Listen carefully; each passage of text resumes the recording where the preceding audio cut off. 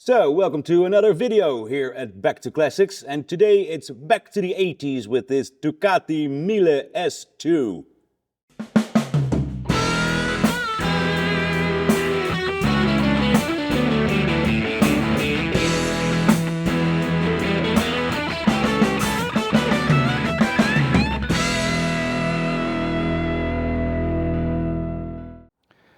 So it doesn't get any more 1980s than this one. And we have the photo to prove it, because this was used by Ducati Australia back in the day, where you can see that this bike is absolutely meant for hairy-chested men and girls with hairspray, as was the custom back in the 1980s. Now, the 1980s were not the most successful era for Ducati, to say the least. The company was absolutely in trouble, early 1980s. And you have to remember, Ducati was owned by the Italian government via a consortium company that was above it. But motorcycle manufacturing went to an absolute low in the early 1980s, and Ducati didn't have the models anymore to compete, really. Because they had the Bevel-Drive engine, of course, that is very much known to viewers of this channel. Started out in '72 with the 750 GT, the 750 Sport, the 750 Super Sport, all great. The 900 Super Sport, the first square case engine update that came in 1975.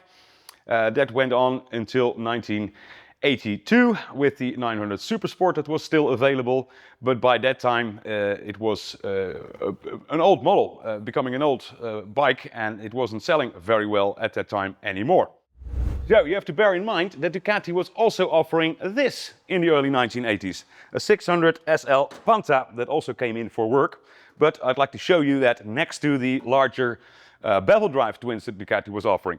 Because this engine, first introduced in 1979 as a 500cc version, is much smaller than that huge Bevel-Drive twin Ducati was still making. Better packaged, meaning also much cheaper to produce, with the belt drive for the camshafts rather than the bevel drive that we see there. And a much smaller packaging means also the bike to be much more compact, much more nimble, compared to especially the big bevel drives that Ducati was offering in the early 1980s. So in 1984, Ducati had two bikes in the big displacement category, namely this 900 Mike Hailwood replica and the 900 S2, the smaller version of the one that you saw just now. Now, in 1984, Ducati did a major series of upgrades on the Bevel-Drive engine, which now included a dry clutch and an upgraded starter motor, along with newly designed outer engine covers. So, in 1985, Ducati did another major upgrade on the Bevel-Drive engine, creating the Mille engine. And they fitted that to both the S2, the Mille S2 as we see here, but also to the Mike Hailwood replica, creating the Mille MHR of 1985. And they did a huge amount of work on that Bevel-Drive engine. One could argue why, because this engine was clearly running on its last legs. So why do all this extensive work? Well, anyway, Ducati went ahead. They created a brand new oil system to feed the plain bearing newly designed crankshaft, a design taken from the Panta engine as we see here. That meant the complete oil pressure system needed to be revised. Also the cylinders first received Nickel coating instead of the steel liners that were used on earlier examples.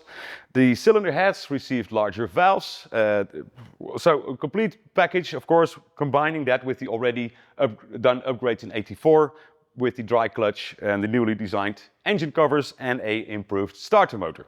So one could argue this is the final, but also the best Bevel-Drive engine Ducati ever made.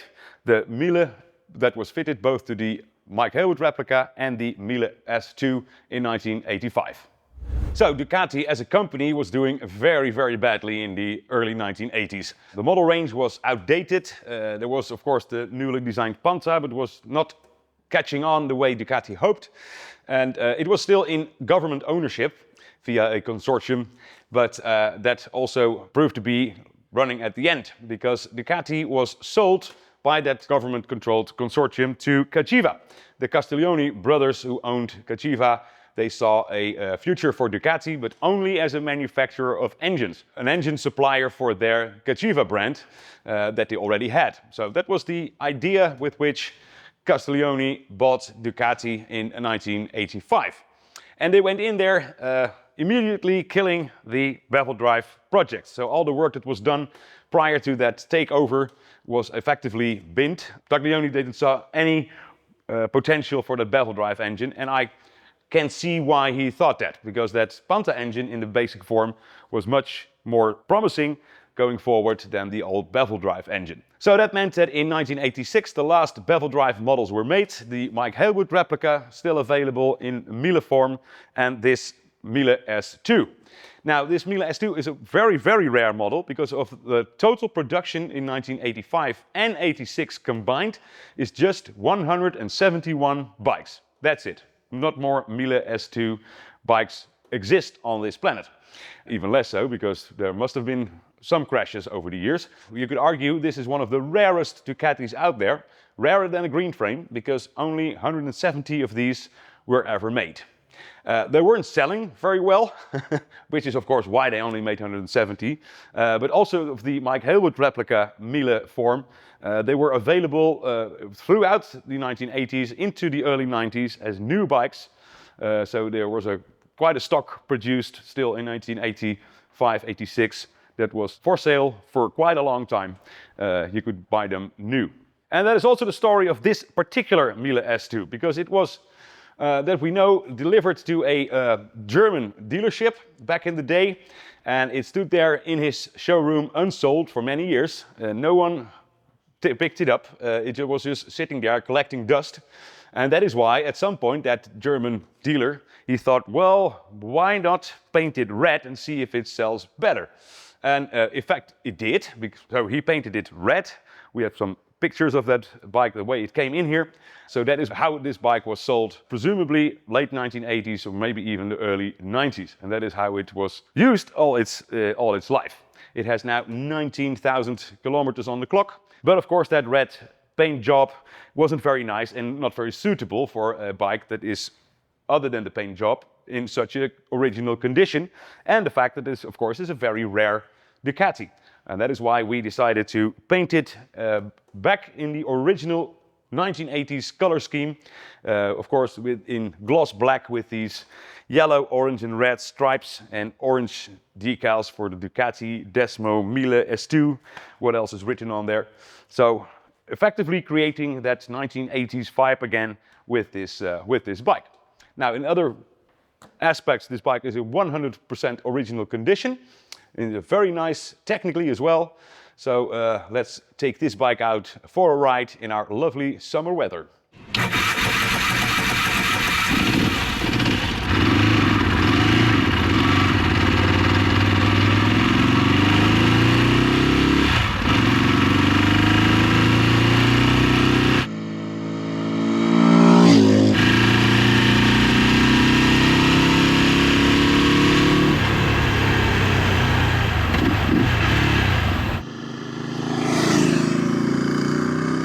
So welcome on board the Ducati Mille S2, or rather Mille S2. Yeah, you have to remember that S2 came to market in 1983, replacing the 900 Super Sport. Then of course there's a 900 S2, and it never really caught on. It is not by far as sleek and elegant designed as the earlier 900 Super Sport, especially not the one that was introduced in 1975. Still, it was a nice bike, of course, that S2, with a newly styled fairing to mimic that of the Panta, and the belly pan that was unique for that model. Now the strange thing is that the 900 S2 never received the upgrades that the Mike Hailwood replica received in 1984, where that model got the new starter motor and the dry clutch. The 900 S2 still had the effectively Super Sport engine and the starter motor, which was based on that of the Dharma. But that changed in 1985, of course, when the Mille S2 came out, and it received all the upgrades of the previous 1984 model year, including the Mille crankshaft, cylinders with increased bore and stroke to create a almost 1000cc bike. Now one could argue why did Ducati, going through all that trouble of creating that brand new Bevel-Drive engine, the Mille engine, never created a new model for it?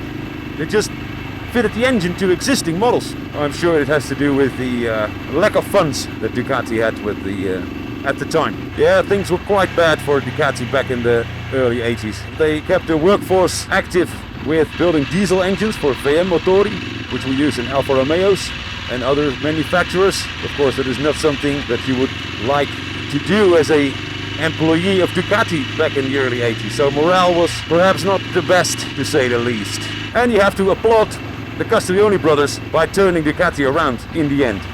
They may have had other plans when the takeover was done in 1985, when making Ducati just an engine manufacturer, but they also saw that the Ducati brand was probably more valuable than the Kachiva brand to them in the end. So that meant, of course, they invested in Ducati as a brand, which really paid off in the early 90s when they had the Monster as well as the 916 Decimal Quattro available. And that is the real turnaround for Ducati back in those years. But this bike, of course, still, it may have been one of the older bikes out there in 1986. It's a big bike, it's a heavy bike, absolutely, but there's so much character in that Bevel-Drive engine, and also compared to any other Ducati that followed.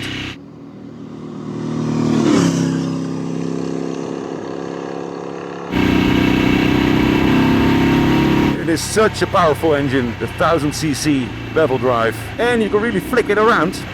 Absolutely, it's still a Ducati, but no one is to blame for thinking that, of course, that Ponta platform that was later used as a basis for the 750 F1, successful in racing, is a much better platform to go forward with than this Bevel-Drive engine. So that in 1986, the Bevel-Drive engine was discontinued, and with that the chapter of Ducati closed. 1972 till 1986, the Bevel-Drive twin era.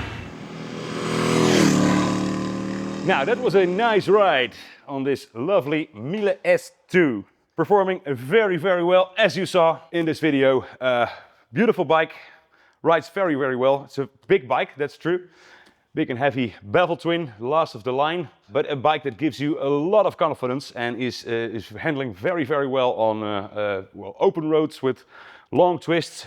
And this bike performs also very well on the motorway. Autobahn, you can really take it up to 200 easily, and you're very, very comfortable on this bike actually. So that's about what we can tell about this Mille S2 in general, and about this one in particular. This one is also going to be for sale, so please check it out on our website. We'll include the link in the description where you can find more information about this particular bike, being in a wonderful and original condition, of course, as you can see. Let's wrap this up. We thank you very much for watching. Make sure to like and subscribe to our YouTube channel and leave a comment about what you think about this 1980s style icon from Ducati. We thank you very much for watching. Toodle-dokey, see you next time.